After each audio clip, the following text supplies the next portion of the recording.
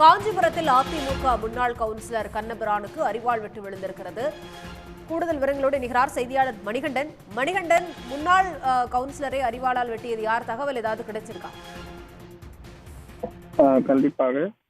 காஞ்சிபுரம் மாநகராட்சி பாண்டவ பெருமாள் கோவில் சன்னதி தெருவை சேர்ந்தவர் கண்ணபிரான்.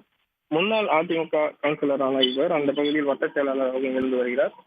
இந்த நிலையில் கண்ணபிரான் தனது வீட்டு வாசலில் நேற்று அமர்ந்து நண்பர்களுடன் பேசிக் கொண்டிருந்த நிலையில் மற்றொரு அதிமுக பிரமுகர் சரவணன் வீச்சர்கள் கொண்டு வந்து திடீரென கண்ணபிரானை கண்மூடித்தனமாக வெட்டியிருக்கிறார். இதில் கழுத்து, கை உள்ளிட்ட பல இடங்களில் சரமாரியான வெட்டுக்காயங்களுடன் சரிந்த கண்ணபிரானை மீட்டு காஞ்சிபுரம் அரசு மருத்துவமனை சிகிச்சைக்காக அனுமதித்திருக்கிறனர். மருத்துவமனையில் அனுமதிக்கப்பட்டிருக்கக்கூடிய கண்ணபிரானுக்கு தீவிர சிகிச்சையானது அளிக்கப்பட்டு வருகிறது.